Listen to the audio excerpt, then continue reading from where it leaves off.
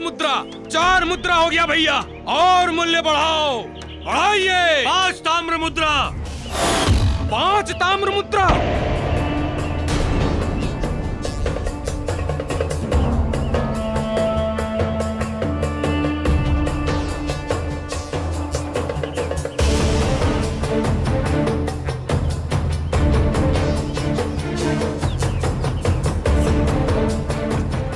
अरे 5 मुद्रा 1, 5 मुद्रा 2 और 5 ताम्र मुद्रा 3। अरे लो भैया लो, हमारे इस हट्टे कट्टे दास की बोली लग गई।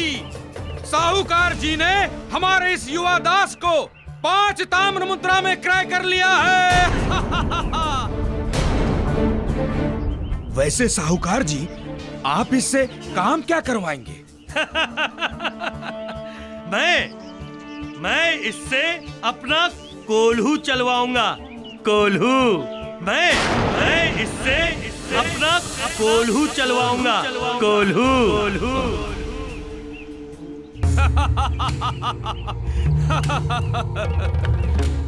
देखा केसरी, मैंने तुझे एक राजा से कोल्हू का बैल बना दिया।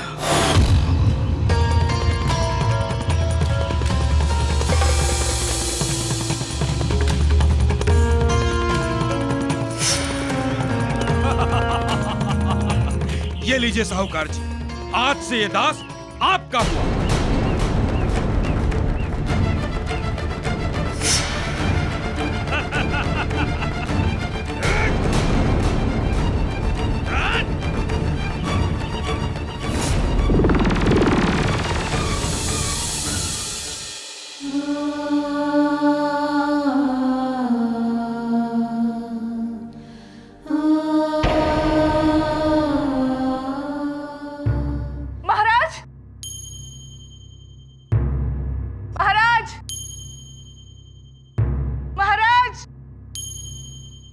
आप बिना अनुमति महल में प्रवेश नहीं कर सकती। क्या कह रहे हो और किससे कह रहे हो? हटो सामने से। मैंने कहा ना, आप नहीं जा सकती। कैसी बात कर रहे हो? सुध में तो हो, ये महल हमारा है। मैं यहाँ की महारानी हूँ।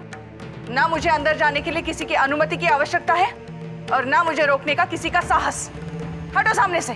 क्षमा करें, अब ना तो आप यहाँ की महारानी हैं एवं ना ही केसरी यहाँ के महाराज। क्षमा करें, अब ना तो आप यहाँ की महारानी हैं एवं ना ही केसरी यहाँ के महाराज। जिसके पास राज मुद्रिका एवं राज कुंजी होती है वही महाराज होता है। कहना क्या चाहते हो तुम? अब देवी माया यहाँ की महारानी है। अब देवी माया यहाँ की महारानी है। क्या? आने दो।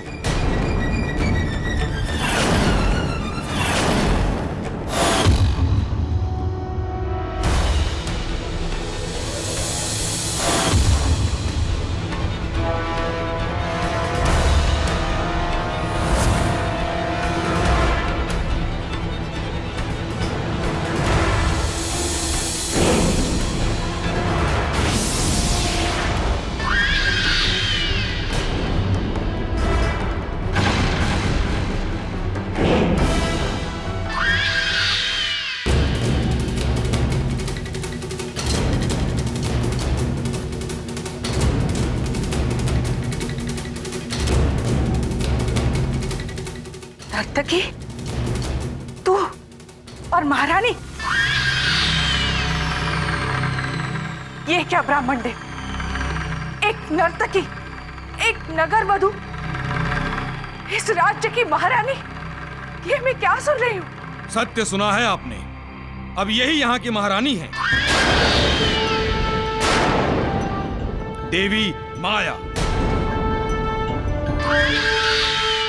इसीलिए सम्मान के साथ संबोधित करो इन्हें। अंजना, अतीत को मत देखो, वर्तमान के समक्ष शीश झुकाओ, क्योंकि वर्तमान ही सत्य है और अतीत केवल एक कहानी। तुम्हारे पति परमेश्वर केसरी जी ने इनके नृत्य से प्रसन्न होकर यह राज्य इन्हें दे दिया उपहार स्वरूप।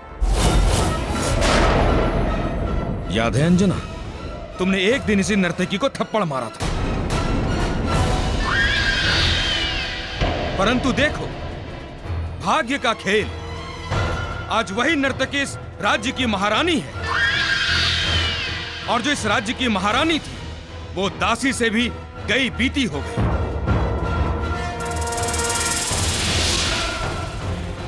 अंजना, तुम्हारी दयनीय स्थिति देखकर हमें तुम पर बहुत दया आ रही है, किंतु एक उपाय है। यदि तुम महारानी माया के चरणों पर गिरकर दया की भीख मांगो, तो हम तुम्हें दासी का काम देने के लिए इनसे अवश्य प्रार्थना कर सकते हैं।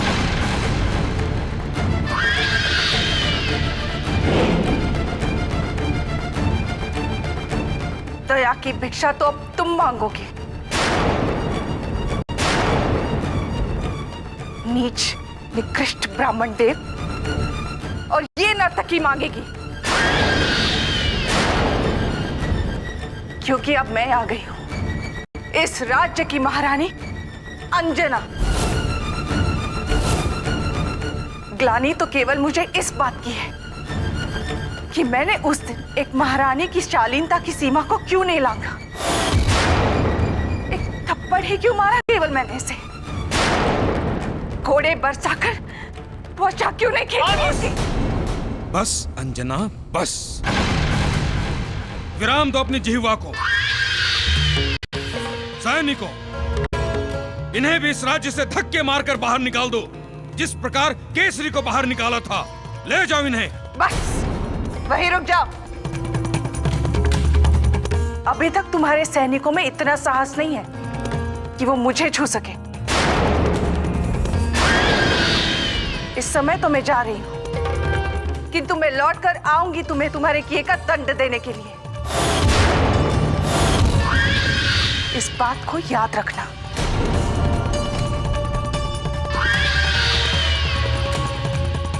अंजना, वापस आने से पहले ये तो सुनती जाओ कि हमने तुम्हारे पति की क्या दुर्गति की है।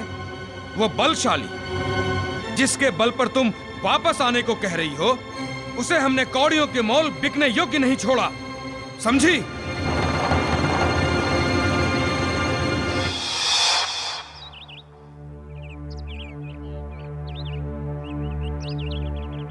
पहलवान जी, कुश्ती करने वाली प्रतियोगिता में इनका नाम भी लिखिए, मदन। वानर बालक, यह कुश्ती है, मल्ल युद्ध। कोई बच्चों का खेल नहीं जो आगे नाम लिखवाने, वो भी अपंग होकर। अंधा कहीं का, तू क्या लड़ेगा कुश्ती? ए, अंधा हूं तो क्या हुआ, लड़ूंगा मैं कुश्ती। तुम नाम लिखो मेरा। सबको नहीं हराया तो कहना, अवसर तो दो। अवसर देने से क्यों डरते हो? बालक, कुश्ती करने वाले पहलवानों से लोग डरते हैं कि कहीं अनजाने में पहलवान का हाथ लग गया तो हड्डी न टूट जाए। शक्ति दिखाने की इतनी इच्छा है तो जाकर किसी दीवार पर दिखाओ।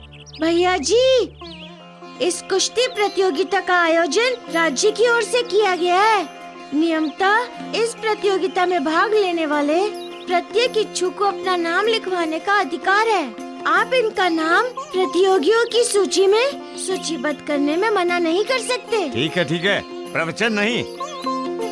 यदि इस व्यक्ति को मरने की इतनी शीघ्रता है तो इसका नाम सूचीबद्ध कर लेता हूँ।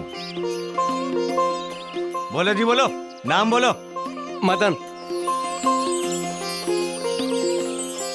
चलो भैया, हो गए तुम भी प्रतियोगी।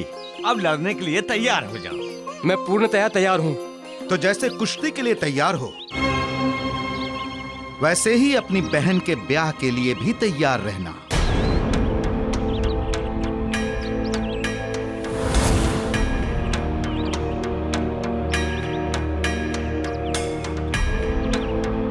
साहूकार जी, सबकी अपनी अपनी प्रतिष्ठा होती है, कोई छोटा नहीं होता। यदि पर्वत अपने स्थान पर विशाल है, महत्वपूर्ण है, तो छोटी सी छोटी राय भी अपने स्थान पर लोगों के रसोई घरों में विशाल है।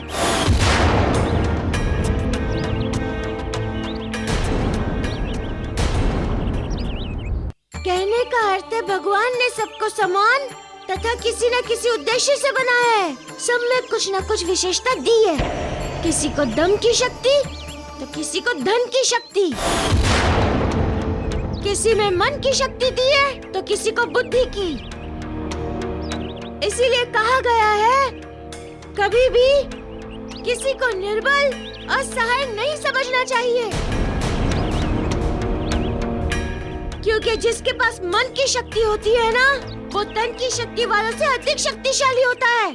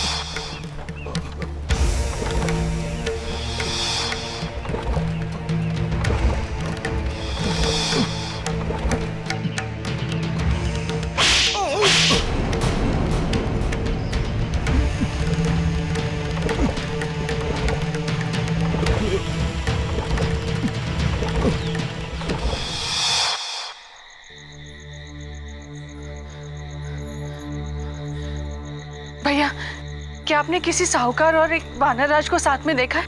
नहीं बहन, हमने नहीं देखा। भैया, क्या आपने किसी साहूकार और एक वानर राज को साथ में देखा है? नहीं बहन, नहीं देखा है।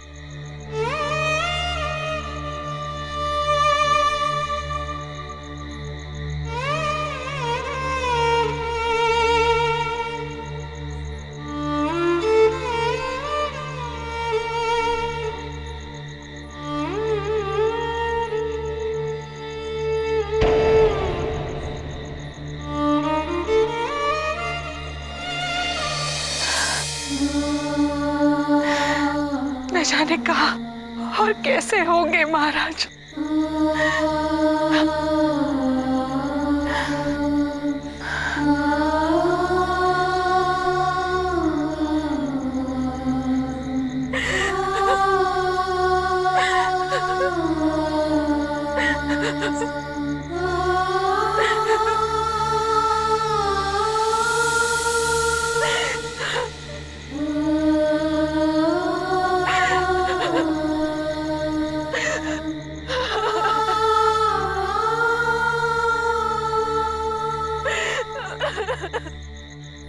क्या हुआ बहन, क्यों रो रही हो तुम?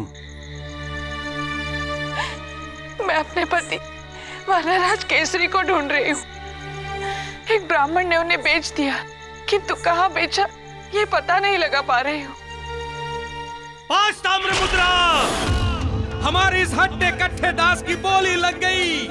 वैसे साहूकार जी, आप इससे काम क्या करवाएंगे? मैं इससे अपना कोल्हू चलवाऊंगा। कोल्हू। तो क्या वो वानर राज केसरी थे? कौन? वही जिन्हें एक ब्राह्मण ने आज प्रातः काल इसी चौक पर बेच दिया था।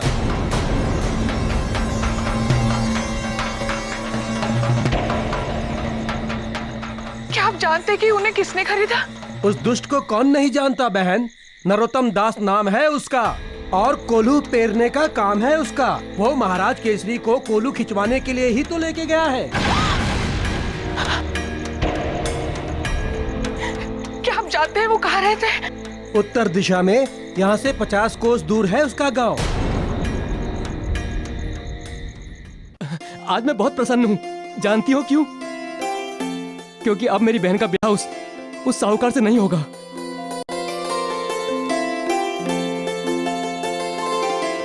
कैसे नहीं होगा विवाह? उसकी चिंता तुम मत करो माँ, मैंने सब प्रबंध कर लिया है। मुझे 25 स्वर्ण मुद्राएं मिलने वाली हैं। उससे हम साहूकार का ऋण चुका देंगे माँ। कहाँ से प्राप्त होगा तुझे इतना धन पुत्र? मैंने कुश्ती प्रतियोगिता में भाग लिया है माँ। जीतने पर वो धन मुझे मिल जाएगा माँ।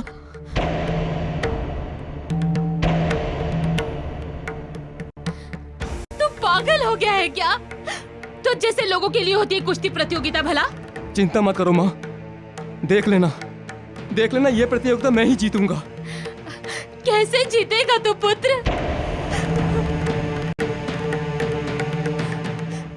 अपने संपूर्ण जीवन काल में कभी कुश्ती देखी है? कुश्ती के दांव पे जानता है तो कि कुश्ती लड़ेगा? प्रतियोगिता 1 सप्ताह बाद है माँ। तब तक मैं अभ्यास करूंगा माँ। अभ्यास इतना आसान नहीं है पुत्र, इसमें प्राण का संकट है। तो त्याग दे ये कुश्ती का विचार। हाँ भैया, तुम मेरे लिए अपने प्राण दांव पे मत लगाओ। भगवान न करे यदि तुम्हें कुछ हो गया तो मैं स्वयं को जीवन भर क्षमा नहीं कर पाऊंगी। मुझे कुछ नहीं होगा, निश्चिंत रहो। हट मत कर पुत्र, निर्धनता के कारण मैं अपनी पुत्री को तो गवा ही रही हूँ। अब यदि इस कुश्ती के कारण मैं तुझसे भी हाथ धो बैठी तो मैं तो जीते जी मर जाऊंगी।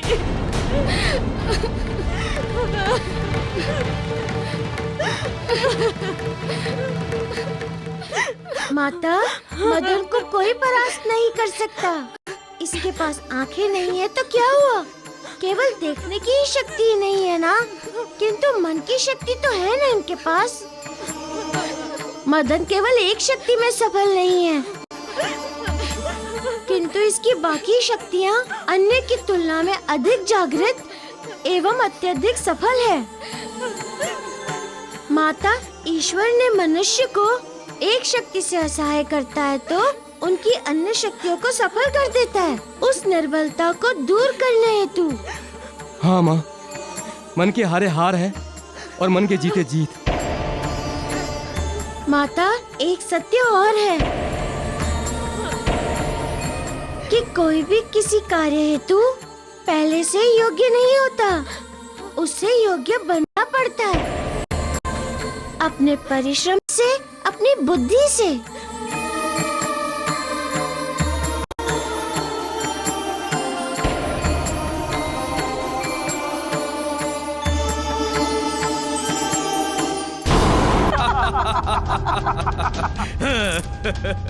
यही तो आपका चमत्कार है देवराहु, एवं विशेषता भी। जिस किसी पर आपका कोप बरस जाए उसकी स्थिति केसरी जैसी, एवं जिस किसी पर कृपा बरस जाए उसकी महारानी माया जैसी। आपने सत्य कहा देवी, सत्य कहा आपने, किंतु ये मेरा चमत्कार नहीं, मेरे प्रतिशोध का चक्र है। उस वानर बालक से शत्रुता का प्रचंड चक्रवात। अब उसे पता चलेगा राहु के कोप एवं राहु की कृपा में अंतर। पता चलेगा उसे राहु से शत्रुता कितनी भारी पड़ती है, जब उसे यह ज्ञात होगा कि मैंने उसके राजा पिता को एक कोल्हू का बैल बना दिया। कोल्हू का बैल।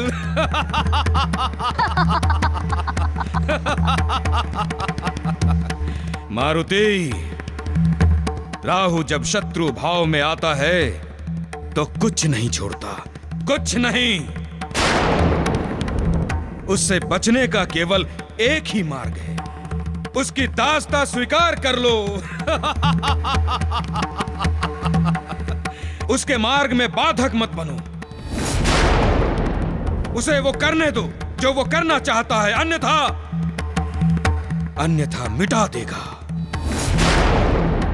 सब कुछ मिटा देगा वो।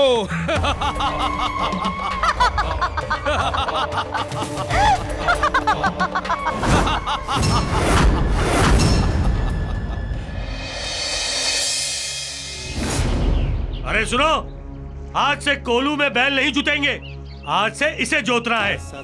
मेरे नए सेवक को इसे प्रातः से लेकर संध्या तक कोल्हू में जोतते रहना, एक पल के लिए भी बैठने नहीं देना। हट्टा कट्ठा है, मेरे पैसों का पूर्ण मूल्य वसूल होना चाहिए।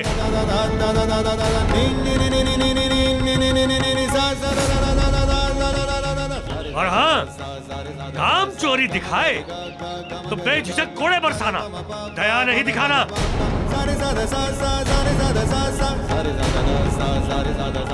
चलो, अब कोल्हू का श्री गणेश करना है।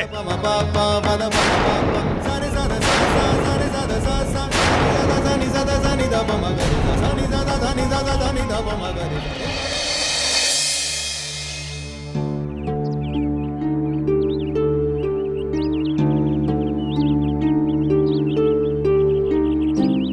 मित्र, तुमने कुश्ती करने का तो निर्णय ले लिया और मैंने भी हाँ में हाँ मिला दी, किंतु वास्तव में ये कार्य अत्यंत ही कठिन है। मेरी सलाह मानो तो एक बार पुनः सोच लो। सोचने का प्रश्न कहाँ होता है मित्र? जब विकल्प अनेक होते हैं तब ना सोचने का प्रश्न आता है। मैं तुम्हारी भावनाओं का सम्मान करता हूँ मित्र, किंतु तुम्हारे लिए कठिन ही नहीं, असंभव भी है। मित्र मारुति, यदि तुम मेरी सहायता कर सकते हो तो करो, अन्यथा हतोत्साह मत करो। मैं अकेले तैयारी कर लूंगा। आगे बढ़कर पीछे मुड़ना पुरुषार्थ नहीं कहलाता। अब या तो अखाड़े में मैं मरूंगा या पहलवानों को मारूंगा। अब या तो अखाड़े में मैं मरूंगा या पहलवानों को मारूंगा। इन दो के अतिरिक्त तीसरा कुछ नहीं है। अब मित्र, एक योद्धा के लिए जिस दृढ़ निश्चय, आत्मविश्वास एवं संकल्प की आवश्यकता होती है वो तुम्हारे पास है। मित्र, तुम्हारे इस निर्णय में मैं तुम्हारे साथ था, साथ हूँ तथा साथ रहूंगा। मैंने तो तुम्हें परखने हेतु बातें कही थी, अब हमें अभ्यास हेतु एक अखाड़े की आवश्यकता होगी और इस अखाड़े का निर्माण मैं स्वयं करूंगा।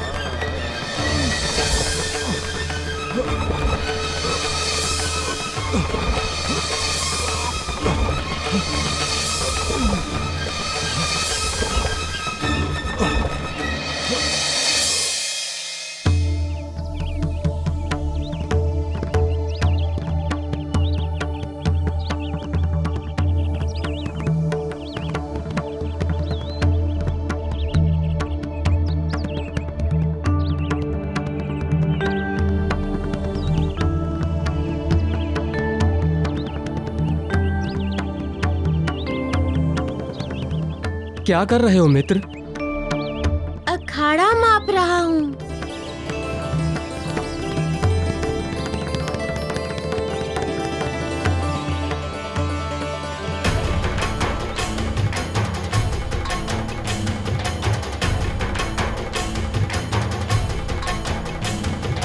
महावीर बजरंग बली हनुमान गुरु बलवान कहाँ वही।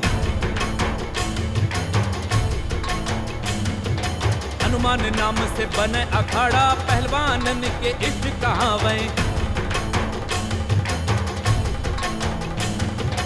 जहाँ जहाँ हनुमान अखाड़ा हनुमान की वहाँ शक्ति जगावे। दंगल कुश्ती होए जहाँ हनुमान शिष्य ना कबहू हारे। दंगल कुश्ती होए जहाँ हनुमान शिष्य ना कबहू हारे।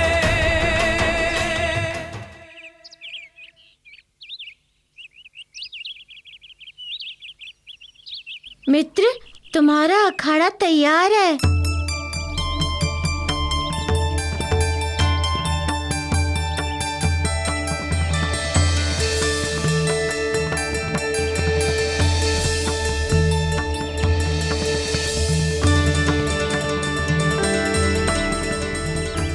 सर्वप्रथम इसकी पावन मिट्टी को प्रणाम करो, क्योंकि अखाड़े की आत्मा उसकी मिट्टी होती है। जब तुम्हारे शरीर में इस अखाड़े की आत्मा समावेश हो जाएगी तो तुम्हें कोई भी पराजित नहीं कर सकता। महावीर बजरंग बली हनुमान गुरु बलवान कहावई। हनुमान नाम से बने अखाड़ा पहलवानन के इष्ट कहावई। जहाँ जहाँ हनुमान अखाड़ा हनुमान की वहाँ शक्ति जगावे। दंगल कुश्ती होए जहाँ हनुमान शिष्य ना कबहू हारे। दंगल कुश्ती होए जहाँ हनुमान शिष्य ना कबहू हारे।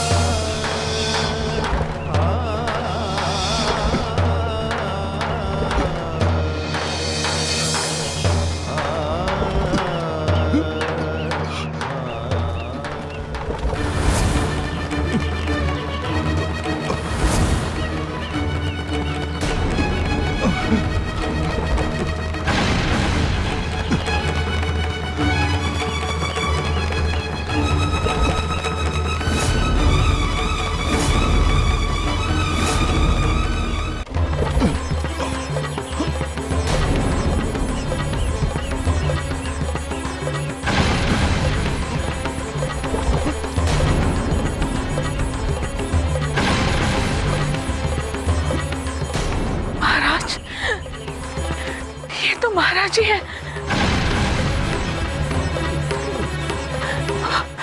उनकी ये दशा उस कोलू में।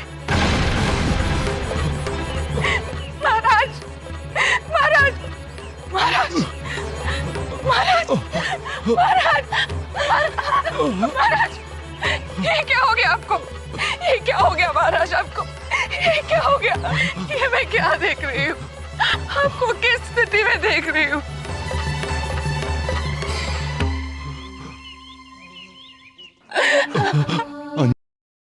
रो मत, मत रो। हेतु पवित्र और निर्मल आंसू मत बहाओ।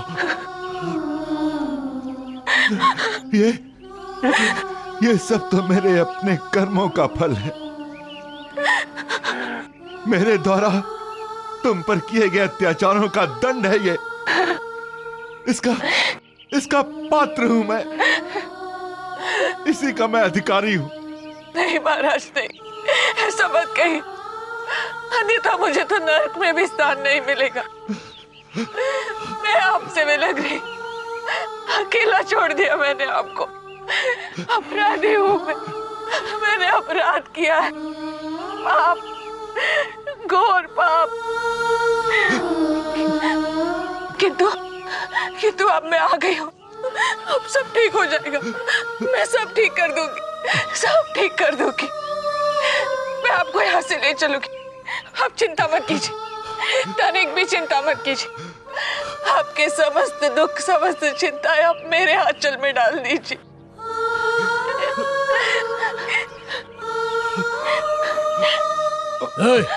कौन है रे तू? छोड़ इस दास को, काम करने दे इसे। ये बहुत असक्त हो गए, इन्हें विश्राम। कौन है ये तेरा जो तू इसका इतना पक्ष ले रही है?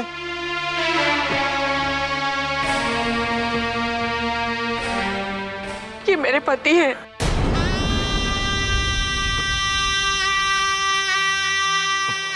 ये हमारे सेठ का दास है, दास। और दास ना तो किसी का पति होता है भाई, दास केवल दास होता है।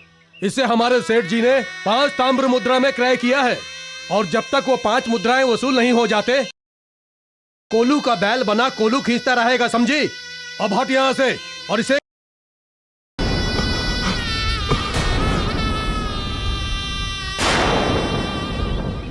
मैं आपके सामने आंचल फैलाकर इनके विश्राम की भीख मांगती हूँ। दया कीजिए हम पर। इनके बदले मैं कोलू खींच लूंगी, आपका नुकसान नहीं होने दूंगी। मैं हाथ जोड़ती हूँ, पाँव पड़ती हूँ आपके, इन्हें विश्राम करने दीजिए। मुझसे दया मत मांगो, मैं कुछ नहीं कर सकता। एक दास पर क्या दया करेगा और कैसे दया करेगा बहन? जो कुछ करेंगे वो सेठ नरोत्तम दास ही करेंगे। वो चाहे तो इसे काम से मुक्त कर सकते हैं और यदि वो ना चाहे तो इसे इसी काम में युक्त रख सकते हैं।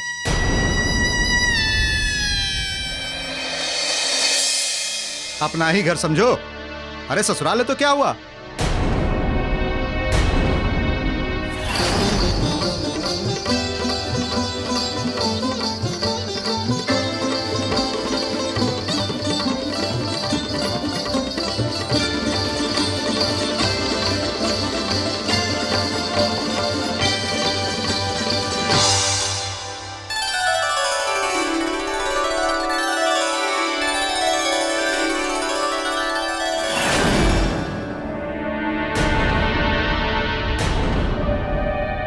साहूकार जी आप? हाँ, मैं सोचा एक पंथ दो काज करता चलूं। पूछ लूं कि विवाह की तैयारी में कोई समस्या तो नहीं, और ये विवाह की चुनरी और नेक भी देता चलूं।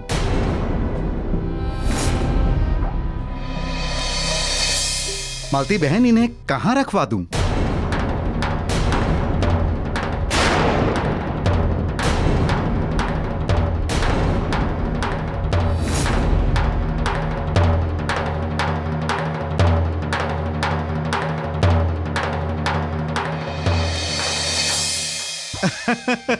लजा गई। अच्छा है, बालाओं का तो आभूषण लज्जा ही है, और मुझे ऐसी बालाएं अत्यधिक पसंद है। साहूकार, हम आपका ऋण चुका देंगे, इसलिए आपको यहाँ आने की कोई आवश्यकता नहीं है। मदन बेटा, इतना धन कहां से लाओगे कि मेरा ऋण चुका दोगे? मैं दंगल लड़कर लाऊंगा धन। रक्त में इतनी अधिक उष्मा अच्छी नहीं है। ये ठहरा अंधा, और वहां अखाड़े में एक से एक दिग्गज पहलवान होंगे। क्या सामना कर पाएगा उनका? कैसे करेगा? ये सोचा है क्या तुमने? क्या होगा क्या नहीं, इसका निर्णय दंगल के पश्चात होगा, और तुम बात भी उसके पश्चात ही करना। तब तक अपना पाँव मेरे घर की डोरी के अंदर मत रखना। तेरा इतना साहस कि तू मुझे घर के बाहर रहने को कहे? मैं भी देखता हूं तू कैसे दंगल जीतता है, और कैसे नहीं अपनी बहन का हाथ मेरे हाथ में।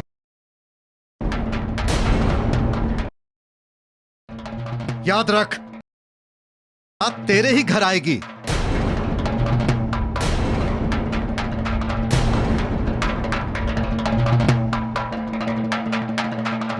पुत्र साहूकार थे तो कैसे जीतेगा दंगल उन दिग्गज पहलवानों से?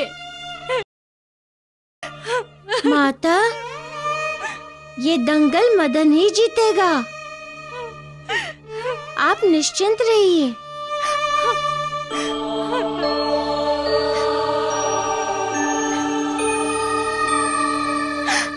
पुत्र मारुति, जल में रहकर मगर से बैर नहीं किया जा सकता।